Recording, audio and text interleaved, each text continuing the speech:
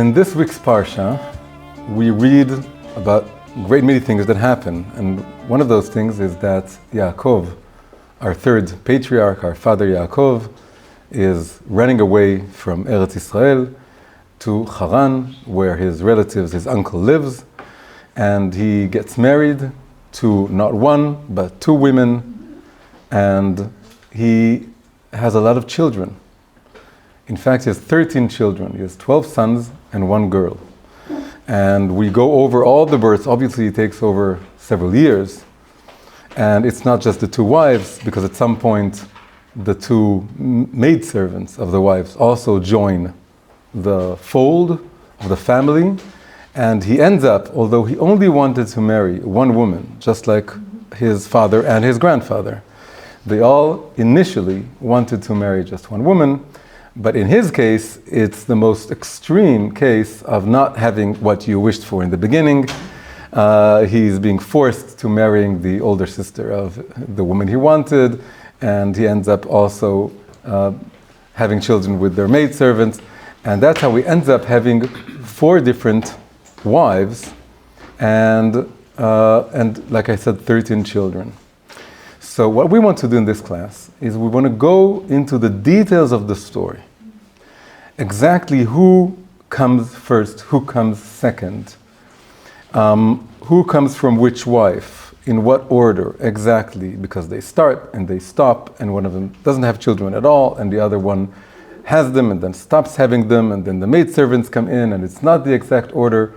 And the whole thing with the order is very, very intriguing and very perplexing. And we want to go into this whole story of the children, of each child coming into the world. It's a new stage of development, of growth. We are all named after Yakov. We're named Am Yisrael, Bnei Israel, after the name that he acquired later on in the story, in the next parsha, and or in this parsha. And the next one. And we all need to walk in his footsteps. And we all need to, in a certain sense, recreate or follow the stages of development that he went through. So in many ways, we all need to have all those 13 children. And metaphorically, spiritually. So we're going to look at all the stages of development and with all their intricacies, in order to see what it means and what it could mean for each and every one of us. And there's a saying, a non-Jewish saying, a famous non-Jewish saying that goes, the devil is in the details, right? People love saying it. You read a contract, or the Zoom disconnected, the internet disconnected. A few moments later. That's what happens when you mention the devil. So I was saying that there's a non-Jewish saying that a certain metaphysical deity is in the details. And, but it's not a Jewish saying. A proper Jewish saying would be that that particular metaphysical being is in generalities, is in vague sayings. When you just want to say something very broad and general and uncommitting, and you don't want to commit to a certain detail or a certain particular reading, because that's who he is. He doesn't like committing to anything. He has FOMO. He likes to be everywhere and not be anywhere really. And he wants, his whole mission in life is that you don't do anything serious in your life. And doing something serious in your life means committing to one detail over another detail, and really going into life and embracing life all the way. And he wants you to stay vague and stay sort of hovering somewhere above the world. And a proper Jewish rectification of that saying would be that God is in the details. That's a far more Jewish way of looking at the world. That's how we read the Torah. That's why it's very important to read the Torah in Hebrew. When you read the Torah, you read the Bible in translation, then that's what you would say, that you don't care about the details, or the details that's where the bad, okay, we can say the devil, I'm not going to be superstitious. The devil's going to get you there or something. No, you say the details are so precious and holy and sacred. When you, it's important to you that you realize that the Torah was given verbatim in the holy language from God, then it means that not just the concepts and the message and the morals and the implications are what matters, but all the details matter. And so we want to go into the details in the state of mind that God is in the details. And the details are holy and divine and sacred. And so we want to go into the details of the story and just read it from beginning to end. And ask ourselves, what does it mean that each child came in the particular order and moment that he came? And what does it mean for us, again, spiritually? Because we're not actually going to have those 12 sons and one girl, but we do want to, like I said, follow in the footsteps, in the spiritual footsteps of Yaakov. So first, let us just recap the order, because not everyone has this, memorized. So it starts with the wives. Yaakov falls in love with Rachel. Love at first sight, very romantic. And he works 7 years just to be with Rachel. And it's like a few days passing by because he loves her so much. So it's super romantic. But comes the day of when the wedding is supposed to happen, Lavan, his father-in-law, cheats him and has him marry, without knowing it, Leah. She's covered under the chuppah or whatever it was. And he doesn't see her, and when he wakes up in the morning, he realizes it was Leah. He comes to Lavan, he says, what happened? Then he says, we don't marry the younger before the older. Maybe he was hoping that over those 7 years, someone would marry Leah. Nobody came, and he wanted to take care of her, and he wanted to maybe also gain 7 more years of working for free. So he told him, you can marry Rachel also, and he married her just a week later, but then you'll have to retroactively work 7 more years to earn it. So he 1 week later, he marries Rachel, and he has to work 7 more years. During those years, all the births start coming. And it goes like this. First, Leah gives birth, only Leah. Rachel is infertile. And Leah is also infertile. Both are infertile. But for Leah, it opens up immediately because God sees that she's not as loved, or even the word that the Torah says, hated, relative to Rachel. So her womb is opened first, and she gives birth, one after the other, to 4 sons. These are the 4 first sons. These are Reuven and Shimon and Levi and Yehuda. And then all of a sudden, for some inexplicable reason, she stops having children. It's not clear what happened. And then Rachel is very frustrated because 1, 2, 3, 4 pregnancies take place, and she's supposed to be the more beloved one, and she's supposed to be the closer one, and she was the one he fell in love with first, and nothing happens. And so she's so frustrated, she comes up with an idea. She's not the first person to come up with this idea. Sarah had the same idea. She would give her husband Yakov her maidservant, whose name is Bilhah, and the children that would be born from Bilhah would be considered her own children, and that's what Yakov does. He unites with Bilhah, and then she gives birth to 2 children, one after the other. The first is called Dan, and the second is called Naphtali. Leah sees this. It's not enough for her, the 4 children that she had. She sees it's a good idea, it's a good trick, it works. She brings in her own maidservant, whose name is Zilpah. And Zilpah now gives birth to 2 more children, whose names are Gad and Asher. So we had the 4 children of Leah, and then we had the 2 children of Rachel's maidservant and the 2 children of Leah's maidservant. Then another very strange thing happened. Leah starts giving birth again. She's now pregnant again. And then she gives birth, and it doesn't happen by chance. There's a whole story with the flowers. We'll go into it. And she gives birth to Issachar, and after that to Zebulun. And immediately after that, and the sages say that she was Zebulun's sister, twin sister.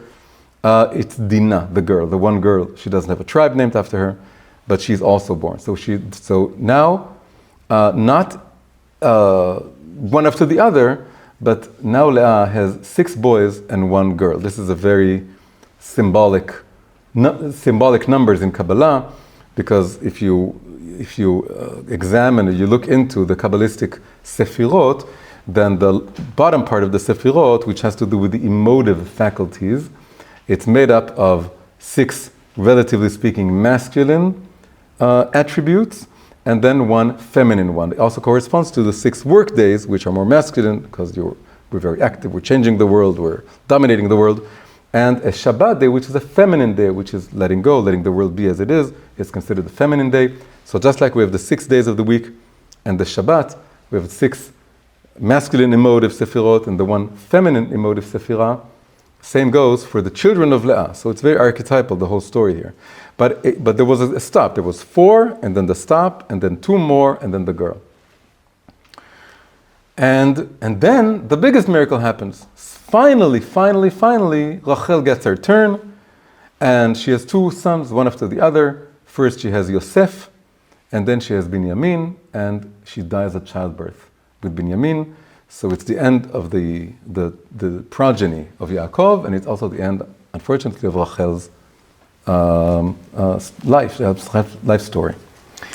And this is happening on the way. That's why she is not buried with all the other patriarchs and matriarchs in Hebron. She's married in Bethlehem because they were already on the way back to Eretz Israel. Okay, so now, as we said, that was just a recap. Now we want to go over the details. So we'll start with a simple question. Why was it that Leah gave birth before Rachel? So the pshat is, the literal meaning is that God saw her, he had empathy for her, and he saw that she was unloved, or not as loved. And so he was compassionate, and he had her give children first. But we want to go even deeper than that. What does it mean that she was less loved? It goes back to the very beginning. Why did he not fall in love with Leah?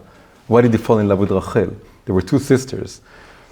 So again, we can say, well, Rachel was more beautiful. That's what it says. As Rachel was yefat Torah ve'yefat marries. It's the most beautiful description in the Torah of beauty. And Leah, we just say that her eyes were soft from tears or from maybe from an illness. But again, this is the children's story. This is the pshat story. You want to go deeper than that. And so in Kabbalah, very interestingly, throughout the history of Kabbalah, Leah and Rachel have always been abstracted and seen as spiritual entities that are complementary. So in the Zohar, they were 2 worlds. Leah was called the hidden world, Alma Deitkasia, and Rachel was called the revealed world. Right? Leah has revealed beauty. Everyone sees her beauty, and she's younger. This world is young, and she is like this. She is like a metaphor for this world. This world is captivating and beautiful. But then there's also the hidden world, the spiritual world. Leah had soft eyes. Eyes in Hebrew, ayin, it's the root of iyun, which is meditating on something, thinking deeply on something, is le'ayin, right? You put your eye into something and you look deeply, you contemplate, you observe it. And so she belongs to the world of contemplation, the world of thought, the inner world. Later on in the Ari says that Rachel and Leah are 2 facets of godliness itself. It's called Partzuf Leah and Partzuf Rachel. Partzuf Leah, again, is the more intellectual, cognitive, higher aspect, and Rachel within godliness. And Rachel is the Partzuf, or the persona of God revealing himself. She's just going deeper than what the Zohar, right? It's the root of the 2 worlds, these 2 aspects of godliness. And then in Chassidut, they become 2 aspects of the soul. And Leah becomes the thought process, and Rachel becomes the speech or behavioral process. Which again, it's the same 2 levels, it's just repeated in different parts of life, the universe, and everything, right? It's 2 worlds, 2 aspects of godliness, and then it's 2 aspects of our own psychological being. That's what Chassidut is all about. It's the psychological understanding of who we are. Between Partzuf and Panim? That's the term used in Kabbalah. It's just a Greek word, and it's used to describe like archetypes or facets of godliness. So, what does it all mean? It means that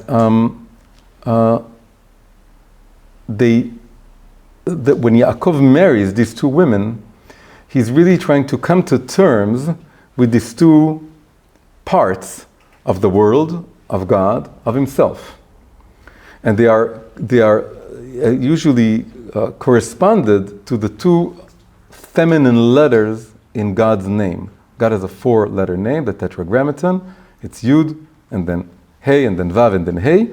And so the reading is that we are told, Shem Hagdola Le'ah, V'Shem Haktana Rachel. The name of the elder daughter is Le'ah, the name of the younger daughter is Rachel.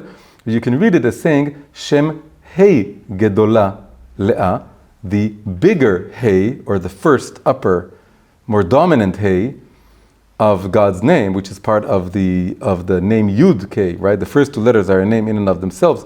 So the first Hey of God's name, which is the higher one, the more important one, that is Le'ah. That's all the levels we talked about before, the higher, the more spiritual levels. And then the smaller Hey, Shem Hey Ktana Rachel, the name of the small Hey, the second Hey in God's name, the 4th letter in God's name, that is Rachel. The 2 levels of reality. So now Yaakov, where is he? Is he more connected to the upper Hey or to the lower Hey? So the answer is that he is more connected to this world, to reality, to nature, to finding God in this world.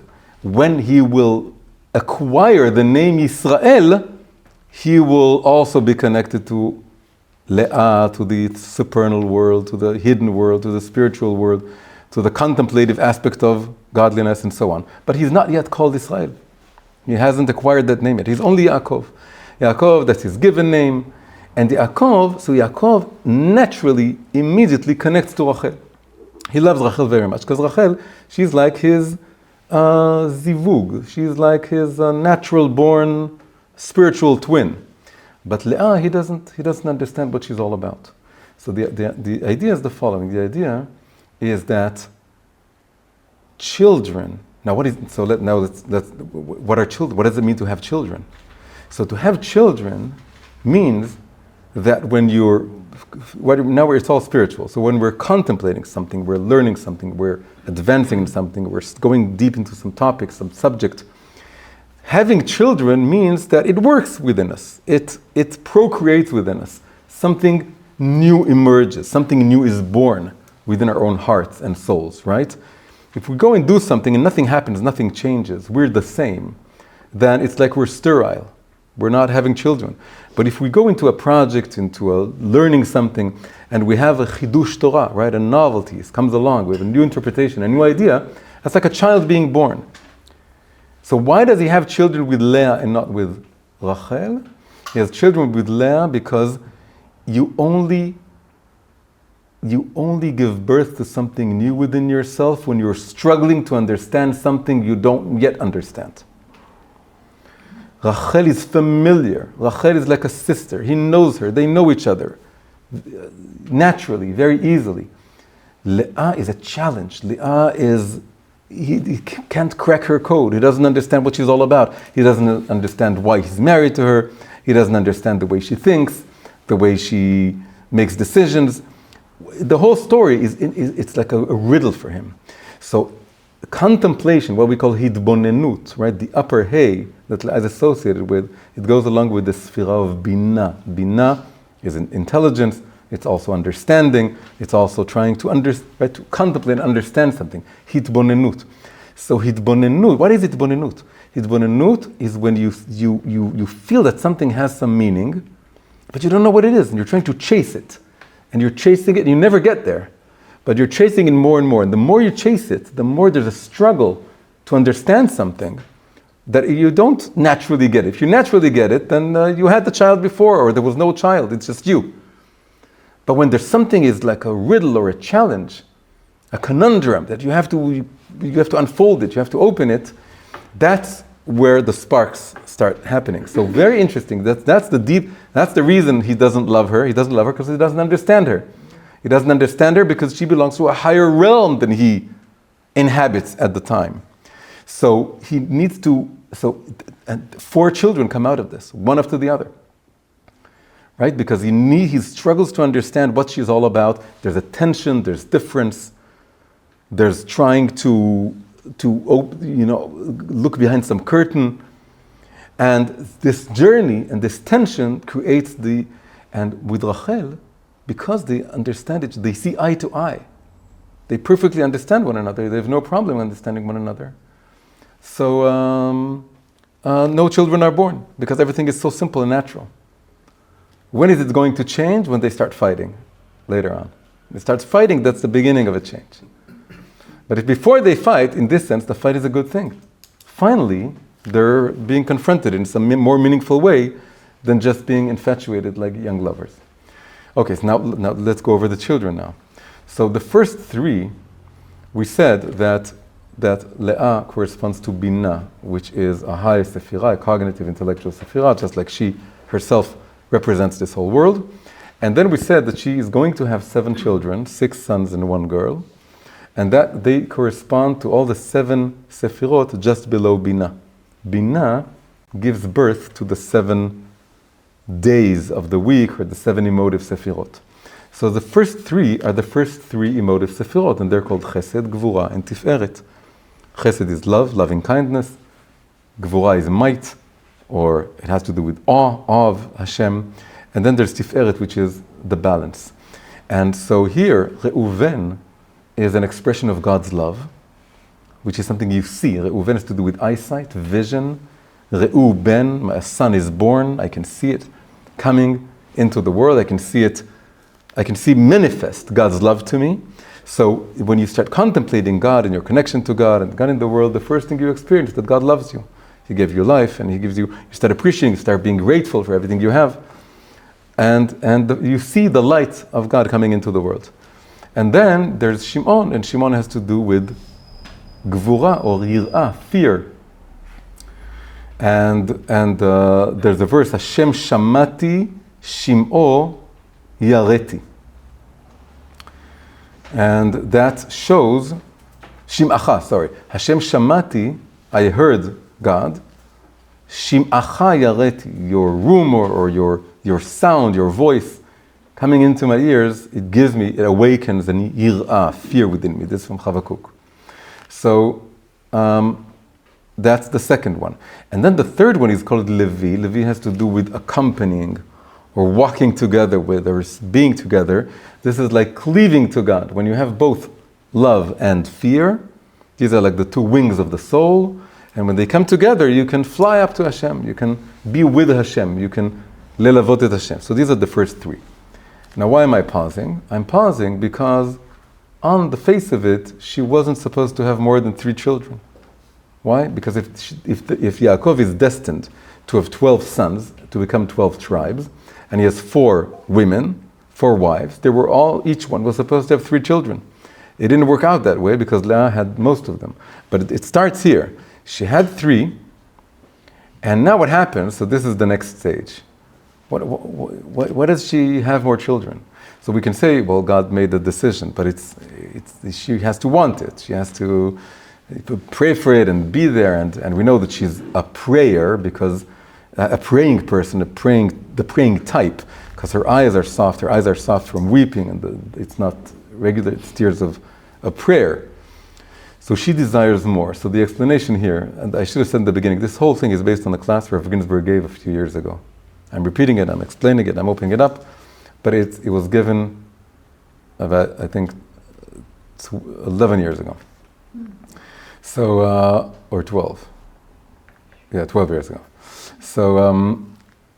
So he made the connection to a beautiful idea from the Baal Shem Tov. The Baal Shem Tov said, he took a saying, a very old saying, that says, Tachlit hayedi'ah shelo neda. The purpose of all knowledge, of all knowing, is to know that you don't know. So this is a famous saying, that the purpose of all knowledge, the final outcome of true knowledge, is that the more you know, the more you realize how much you don't know. But he took that saying and he opened it up, and he gave a story about 2 types of unknowers. And that's a very important distinction, because he wanted to make sure people don't misinterpret this saying. He said there were 2 people who wanted to know the king. And one of them said, it's pointless to try to know the king, because it doesn't matter how much you try, you'll never meet the king himself. You'll never get to know the real king. So there's no point in trying. I'm just going to be a simple Jew. I'm just going to not try and learn anything or go deep in anything. I'm going to stay outside the palace and maybe meditate or maybe just live my life.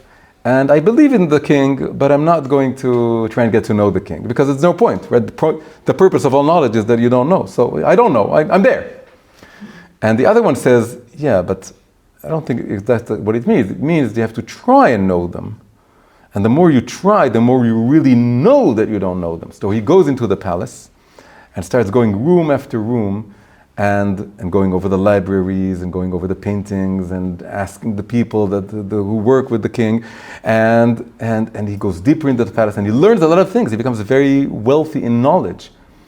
And he learns what the king loves and what the king doesn't love and some of the history of what the king did and he didn't do. And he doesn't meet the king because the king is in rooms within rooms within the palace is infinite. You can never meet the king. That's what the saying goes. The purpose of knowledge, to know you don't know. But the difference is when they both go up to the world above, then the first person, he didn't know the king. The second person, he knows that he doesn't know the king. And he's all the richer for it because he has acquired the true understanding of just how unknowable the king is, how unfathomable the king is. So basically this all was to say that Leah is not the type to stop having children or to stop serving God and having more and more trying to understand God. So she has this extra child, and this extra child is it's like the bonus child. It's what you're not supposed to have, you didn't know, but there was something in you that couldn't stop, right? So that's the message for us, is that we all need to contemplate the God and the Torah, and then to have love and to have fear, and then use the love and fear to cleave to God, lelavot, right? To be with God as a Levi. But then it never ends. It always has to go on and on and on. So the fourth one here stands for going beyond. And then you're extra grateful. And this is why the fourth one is called Yehuda. Yehuda from Hodaya, gratefulness. She was grateful from the very beginning, but this is a different kind of gratefulness. Now she's grateful because she knows she wasn't in a way supposed to have it. It is totally extra. She played her part. She did what she was supposed to do. And yet she continued and she got this extra child. And of course she's going to continue even more. But right for now, it stops. Because when you have this gratefulness, then in a way, it's like you're saying, right? It's like, Varikoti lachem bracha ad bli dai. I shall give you blessing until, as the sages explained this term, until you can't say, until you say enough, and your lips grow weary from saying enough, that you have more than you wished for.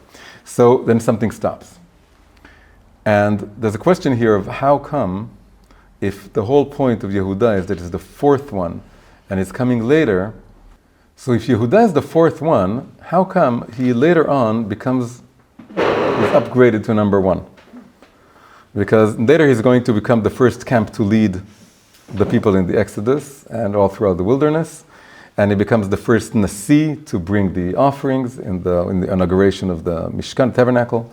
And of course the king, the kingly lineage from David onwards is all coming from Yehuda. In a way he's upgraded to number one. So in a way we can say that Yehuda, even when he is number one, in his mind he is still number four.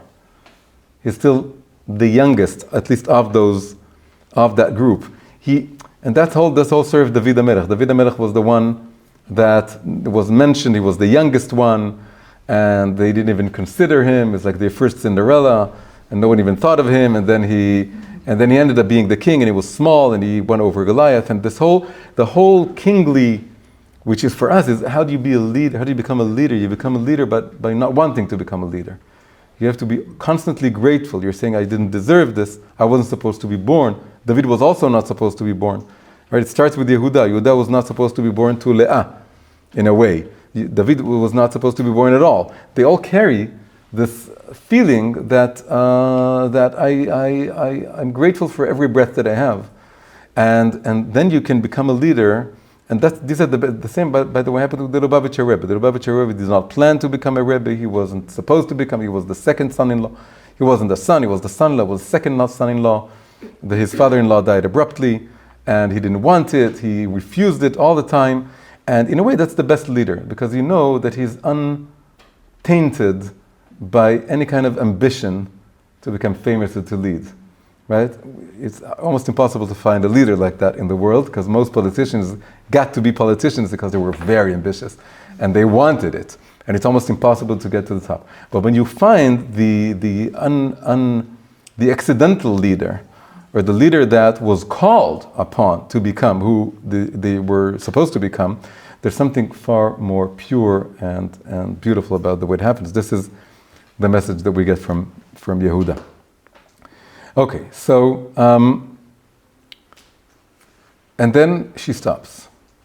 So now, again, Leah is all about trying to understand who God is. Leah and Rachel are two forms of looking for God. Leah is looking for God beyond the world. Who is God? What is God all about? What is He going on? What is He all? What is He? You know, the essence of God, right? It's called Mahut Hashem, the essence of what God is. Rachel is different. Rachel is about finding God in the world. How does God manifest in the world? Because she corresponds to this world, and nature, and the body, and the behavior, and speech, and everything we associated with Rachel. So Leah is, you only get so far when you're trying to understand what God is all about, and how do I connect to God. And then Rachel now is coming along and saying, but what about me? Right now, God is, you're a philosopher. In a way, we're philosophers. And although those two people going into the palace, or the one staying out, one going into the palace, it was all theology or philosophy or divine philosophy, and it's also wanting to create a connection, an I-thou connection with God. It's not just philosophy, it's not cold like Greek philosophy, right? Hanukkah is looming in the horizon. The difference between Greek philosophy is, for Greek philosophy, God is something, and in the Torah, God is someone, not something. He's a subject, not an object of thought. So it's Jewish philosophy, but it's still philosophy. We're looking for God as a thou, as a subject, but it's in a way it's up there. So Rachel is now coming along and saying, but what about me? But it doesn't work. And it says they start fighting. She's angry at him for not trying enough. He says, am I God? How can I try? And they have this whole fight. The fight is where it starts getting real, like we said before. When it was all smooth and they were still in love and they knew each other, no children can come out of it. Now when they're fighting, it becomes a possibility, although not yet an actuality. What happens now is she's saying, I want to give you my maidservants. So now we go into the whole story with the maidservants.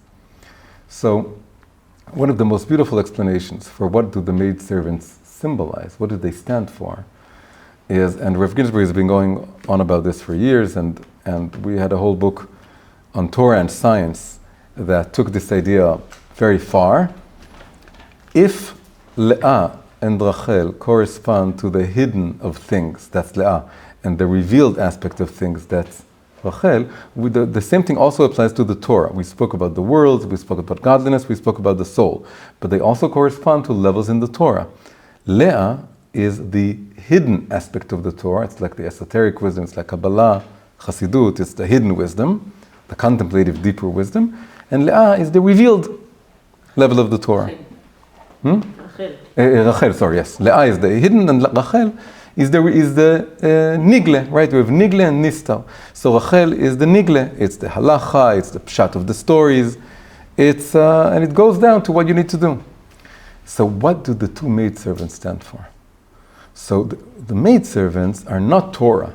Torah, it's like the mistress of the house, the lady of the house. So the two women, the two mistresses, are, in the sense of being the masters, the female masters of the home, they are the two layers of the Torah. The two maidservants are secular wisdom.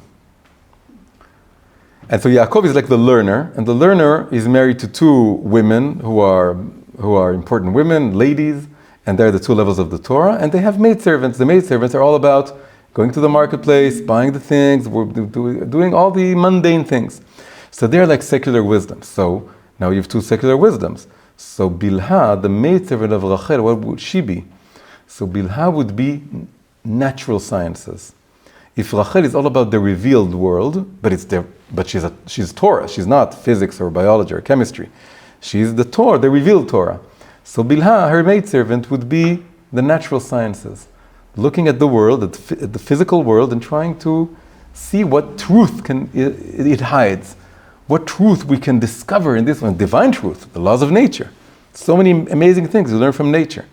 So that's Bilha. And Zilpa would be the more, not if Bilha is the objective, physical, natural sciences, then Zilpa would be the subjective, liberal arts or humanities, first and foremost psychology, and then also art and art history and sociology, everything that has to do with human culture, with human values, with human thinking. All this is Zilpa.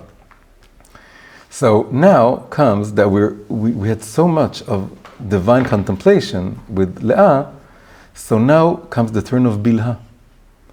Bilha is now, let's look at the world. And you get that. I had learned Torah so much, you have to go outside and just look at trees and birds.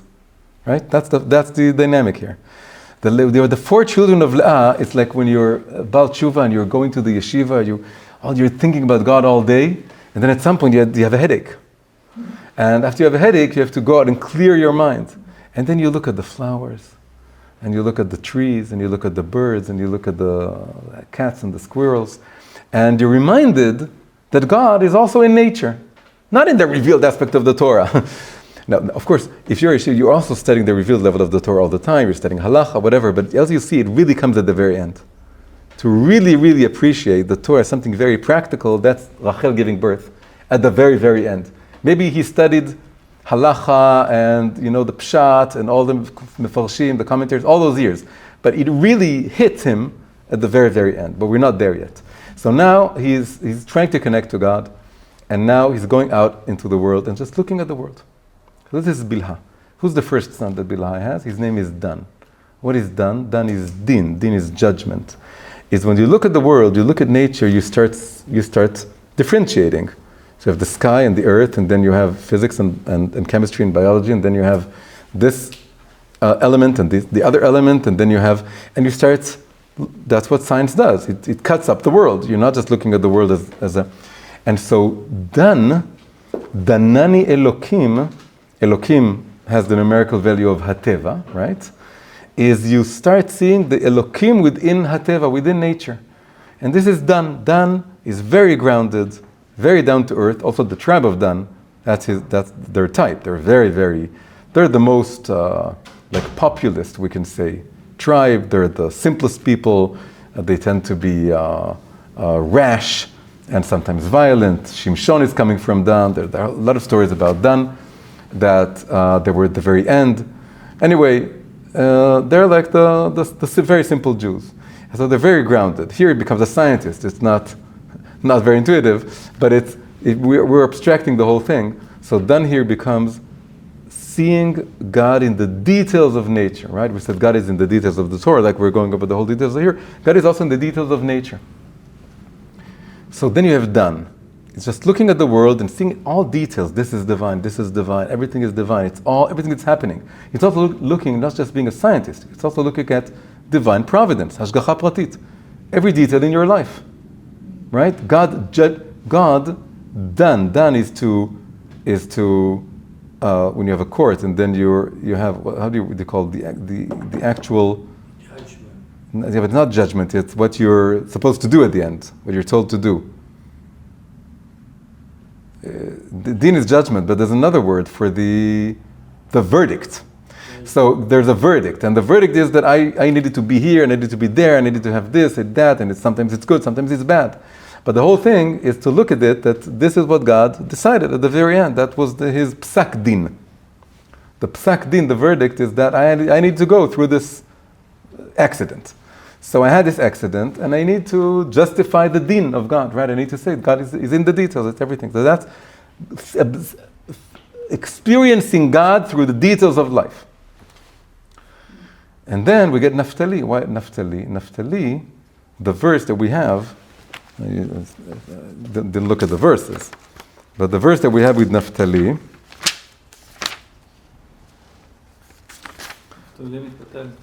yeah, so Naphtali is Naftule Elokim Niftalti Machoti Gam Yacholti. So Naphtali has to do with a winding path. It also has to do with the ptil, with a kind of wire that people use to cover up jars and caskets.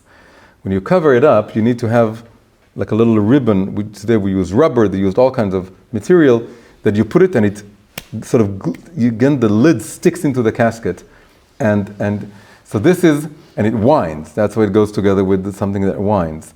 And all of a sudden, Leah is mentioned. Because Rachel says that my life is wound up with my sister. So what does it mean for us? It means that all of a sudden, things start clicking together and coming together.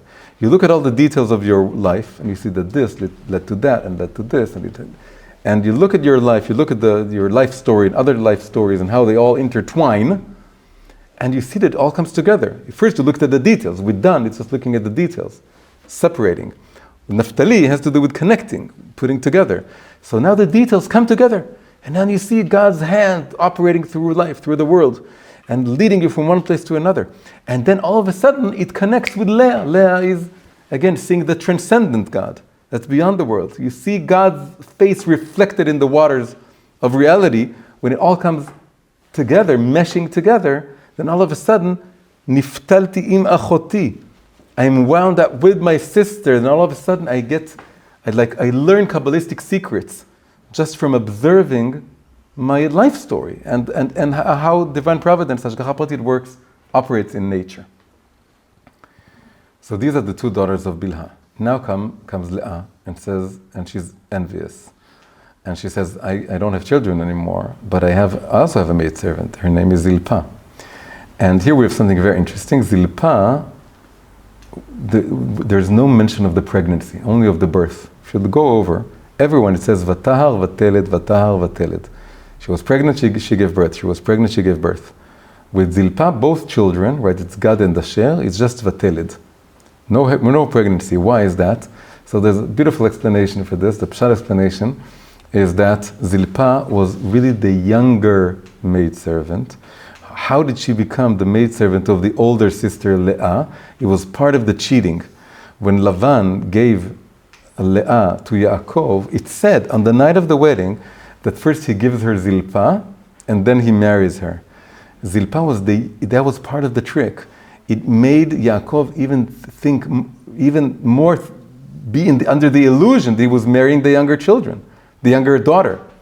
Because he saw that his wife came into the wedding with the young maidservant. So he says, it makes sense. I'm marrying the younger daughter and she has the younger maidservant. So he switched them. Lavan switched the two maidservants. And Bilhah, and by the way, if we said that Bilhah is natural sciences and Zilpah is the humanities, then who came first, right? Natural sciences came first. First you had the scientific revolution, and then the historians and the literary critics, they said, we also want to be scientific. So we'll call what we do Mada'ei HaRuach in Hebrew it's called, right? The science of the spirit. So it's not really a science, it's not exact, you can't corroborate, there's no really empirical, there's no experimentation, but it's the younger child, academically, in a way, of the natural. So Zilpah, why does it go with not having a pregnancy? She did have a pregnancy, but she was so young, she was so skinny, she was so small, it was barely noticed. All the way to the end, you could barely see she was like a skinny little girl. So anyway, that's Zilpah. So what is Zilpah now?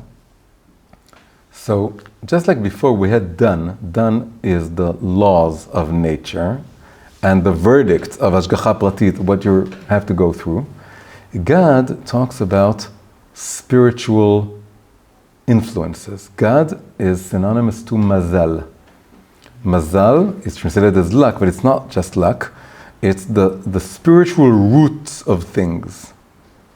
Everything in this world has a spiritual root. It said that even every blade of grass has a mazal on top of it that beckons it to grow.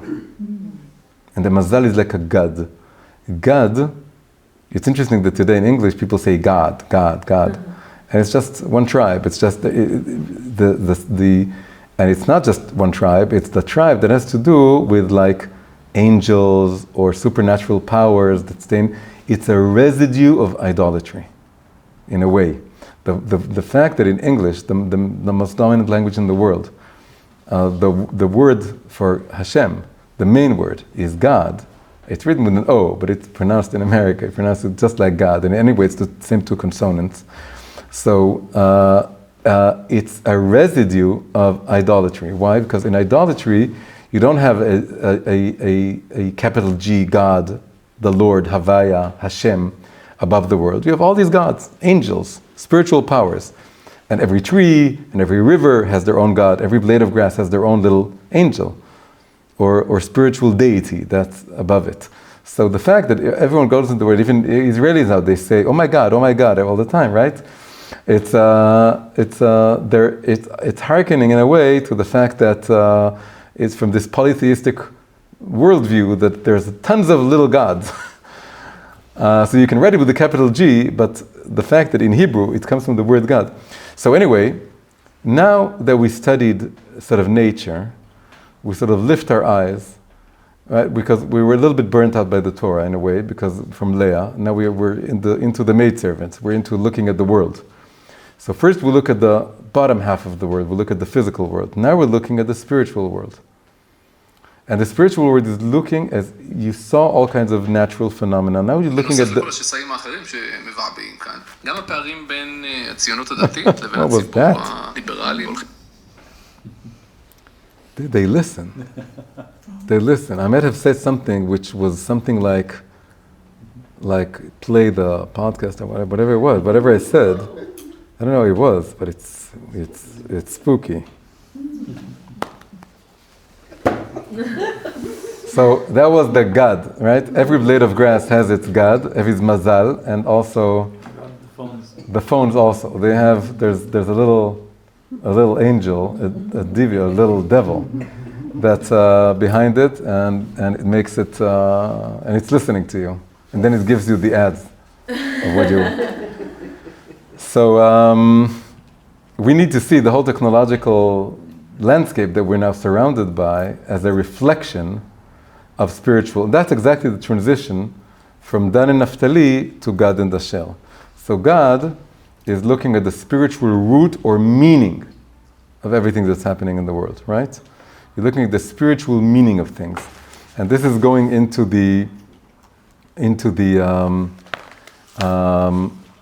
how God guides the universe. Not just the way he appears in nature, but the way he guides the world. What is he, why are things happening the way they're happening and in the stage that they're happening? You're trying, it's like, people call this historiosophy, right? You're looking at the wisdom of history or the meaning of historical processes or natural processes. So, we're trying to figure out, not God himself, because she's the maidservant of Leah, right? We're getting closer back to Leah. That in a way, it's a round trip before Rachel comes along at the end. We start with Leah, we go to the maidservant of Rachel, then we go to the maidservant of Leah, then we go back to Leah, and then finally to Rachel. It's a spiral. It goes, right, Leah, maidservant of Rachel, maidservant of Leah, Leah again, and then all the way down to Rachel. So we distance ourselves from thinking only about God, because in a weird way it's boring, in a weird way, because God is also very rich in the way it manifests in the world. So first it's just looking at nature and life, and then it's looking at the meaning and the way God is operating, trying to figure out what does God want from me? Why did God... First I just accepted the verdict and it all comes together and I feel that it's reconnecting me to my sister, my older sister Leah. Now I'm going to the maidservant of my sister, which is spiritual wisdom, spiritual understanding of the dynamics of the universe. And I'm trying to operate, so what is God trying to tell me when this is happening, when that is happening? Why did he send this angel, this emissary, that emissary? Why did it all happen? First has to come together with Naphtali. Now I have to look at the spiritual meaning of everything. This is God. And Asher is now trying to sort of approve or provide vessels for all these lights. Now I want asher. What is asher? Asher means happiness, and it means approval, and it means affirmation. All these words are hidden in asher. So in a way, what I'm trying to do now is I'm trying to affirm what God did to me, what God gave me, what happened to me in my life.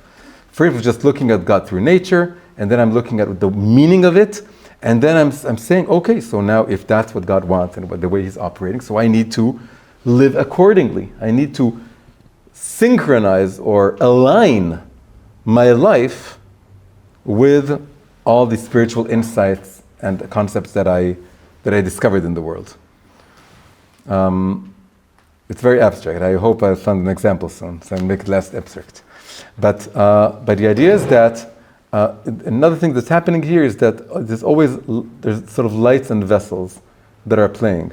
And so the first three were just lights, and then Yehuda, the gratitude, was the vessel for all the lights that came afterwards.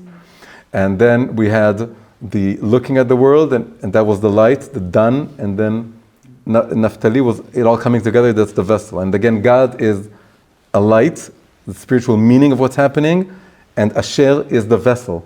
I want to affirm what God is telling me. I say to God, yes, I'm happy, I accept what you gave me. I understand it now even more, because I have all this spiritual vocabulary. God, God the Son, God the spiritual root, the mazalot, the spiritual angels, the meanings of things. It gives me a sense of meaning, and so I now understand and I appreciate what you gave me, and I approve it and I affirm it, and I say I'm happy. I'm happy. That's the way it happened. That's the way it rolled about. So that's a whole journey just with the two maidservants. Now we go back to Leah. So now something happens.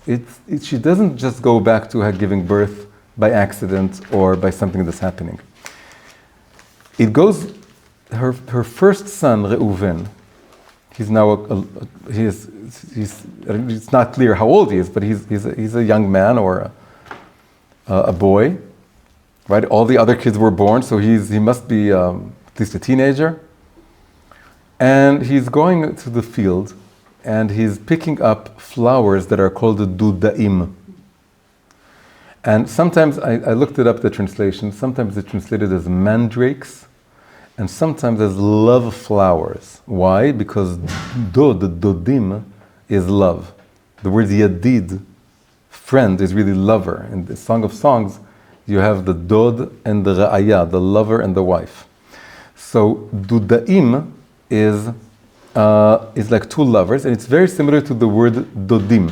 There's a verse that says, Ichlu re'im, eat friend, shitu v'shichru dodim, drink and be intoxicated lovers. There's two levels of connecting between a man and a woman. They can be re'im, like ra'aya, ra'ayati, my wife, like husband and wife. They're very good friends. Re'im are just good friends. They're eating together. But when they start drinking together, they become more than friends. And it becomes more romantic. They become dodim. Right? Ichlu re'im, eat friends. Shitu v'shichru dodim, drink and be intoxicated lovers. So here we have the same word, but there's an added aleph. An added aleph. So what does that mean? The idea is that these are young lovers. Dodim are old lovers, or dodim are like father and mother. And dudaim are young lovers. Now this is interesting because Leah and Yakov are not young. And there's a lot of water under the bridge by now, a lot of years have passed. But the idea was, so I didn't finish the story. So Reuven, the daughter, hang on, let just not be confused, but I want to read the... yes, so Reuven gives the flowers to his mother Leah. Rachel wants the flowers. So Leah like extorter, that's extortion. She says, okay, I can give you the flowers that my son picked up in the field in exchange. That's not extortion, but it's like iskat chalifin. How do you? Bribery? No, not iskat chalifin is an exchange. A barter.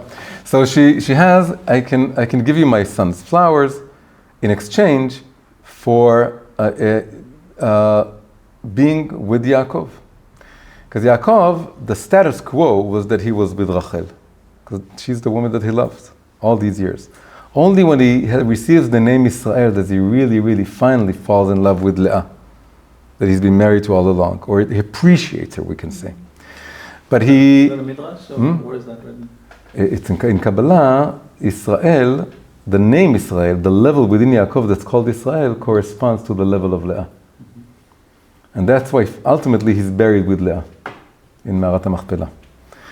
So then he comes to appreciate her and he rises to her level.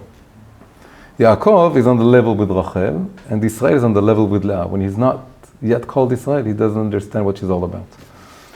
So she's buying the night with Yaakov, and from this, and then she comes to Yaakov, and she tells him something which is considered not exactly appropriate. She tells him, "You're with me tonight." She's like initiates the whole thing, but it's even said that she was not absolutely modest. There was something immodest. Maybe the way what she wore, or the way she did it. There's a whole explanation that the whole story with Dinah later on, that Dinah is going to go out into the world in a negative way. At least that's the main interpretation, that she came out, and she came out to what we call tarbut ra'ah, bad culture, and she ended up being raped. And the whole story there, it is said that it's coming from this subtle misbehavior with Leah. Oh, there are many explanations, but with Leah it's different because he's her husband. So with the phrase that I'm avoiding is that she was like a prostitute. That's the word that's used in the Midrash. Leah. The way she came in this night. Now the whole story that can be totally sweetened. How can it be sweetened? Because they were becoming like young lovers again. That's the Dudaim. The Dudaim are the young lovers. It's the Dodim with the Aleph. The Aleph is this extra light, this extra charm that goes along with being young. It's like when you're young and yet you're wiser for your age and there's a glint of maturity within you, and that's the Dudaim. And the whole idea was that they were able to rekindle a youthful love. And so the whole idea here of coming back to Leah is remembering God. That you first, when you were younger, you cared about him very much. Lechtecha acharei b'midbar, you walked after me in the wilderness, le'eretz lo zo'ah, into an unsown land, and you followed me everywhere, and the God says to the people of Israel, I remember you as a young woman, and you were in love with me, and you followed me everywhere. And then what happened to those days, right? What happened? You used to think about me all the time. And now there's a remembrance.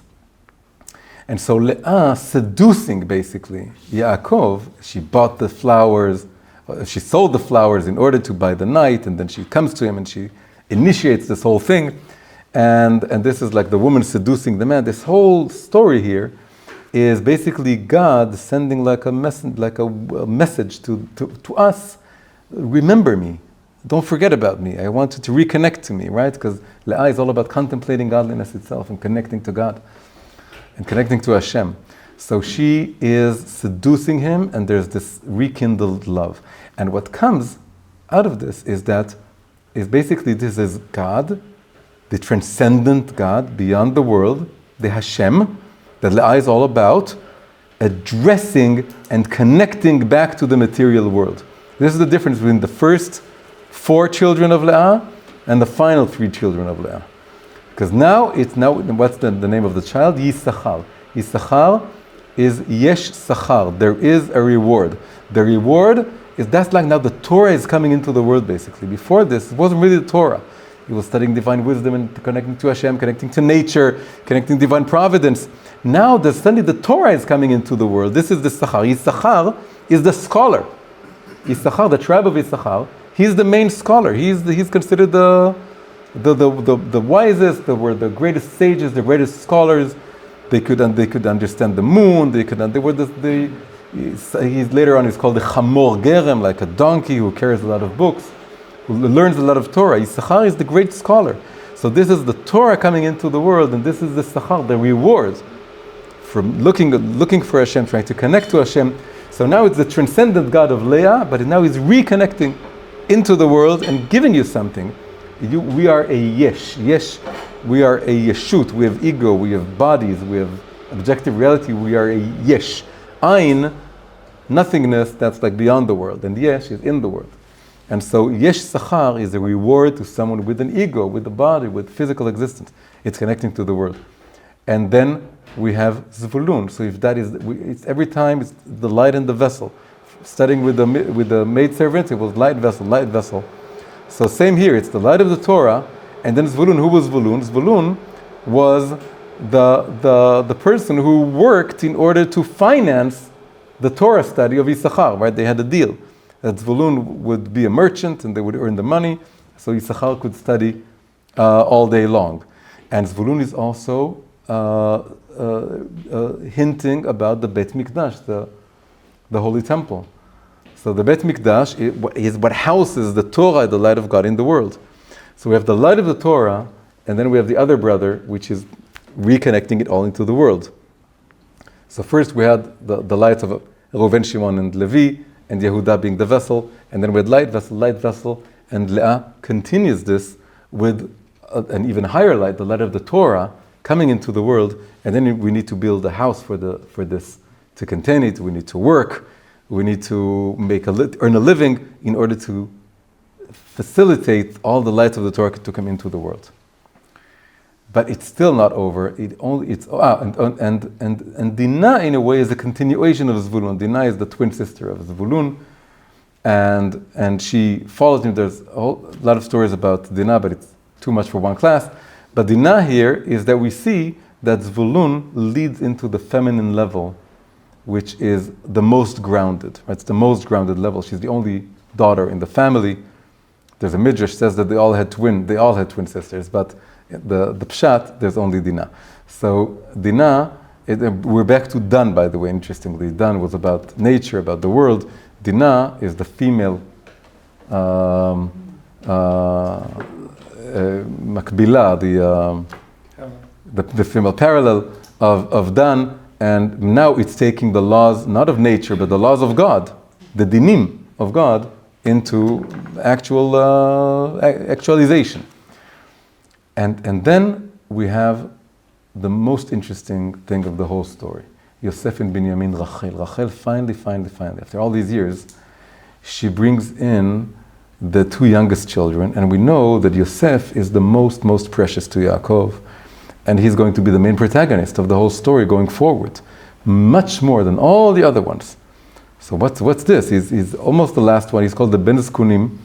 He's not the very last one, but he's just before the last one, and he becomes the most important and the favorite child and the one that's going to be the master of all his siblings, and he's going to be their king and all this.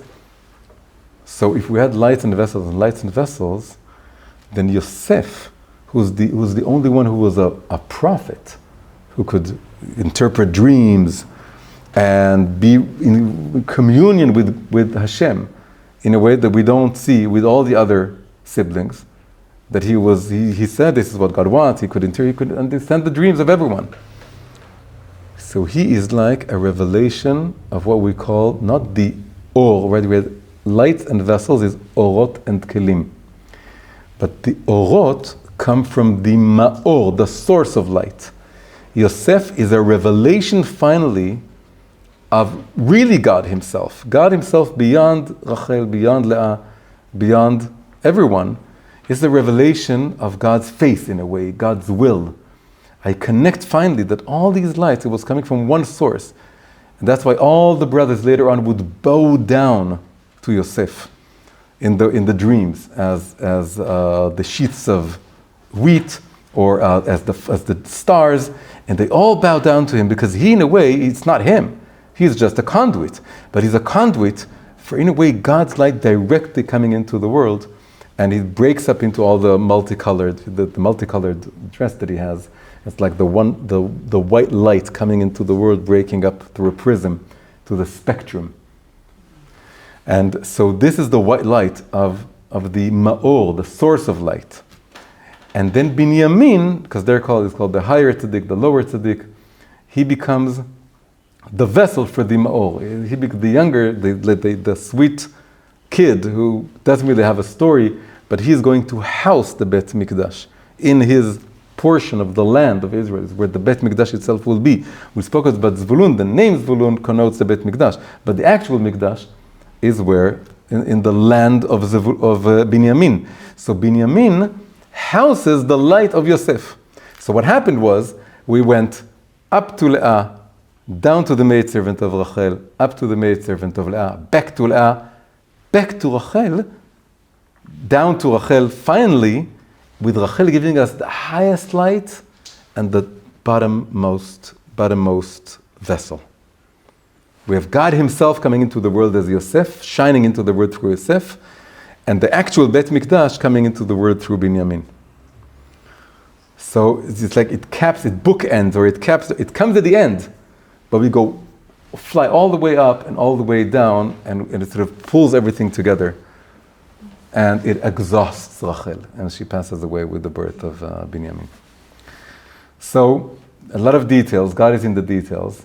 A long journey, but what we hopefully got out of this is that we see that it's the journey of life. The journey of life is we go up and down and up and down, and we look for God, and then we feel that we're too much running, we need to return to nature and the world, and then we go deeper into nature. That's the transition from Bilha to Zilpa, and then we reconnect to God as the bringer of the Torah, and then that really finally, as this journey progresses, we finally get a glimpse of what this whole story was about. God is shining through the cracks of all the story through Yosef and Binyamin.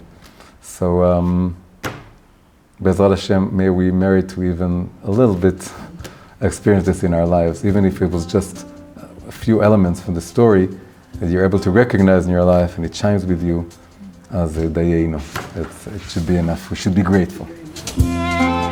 Hi everyone, if you enjoyed this episode, please press like, subscribe to the channel, and leave a comment. If you want more English language videos from me, please consider becoming a supporter via Patreon. You can find the link in the description below. Thank you very much, and see you in the next episode.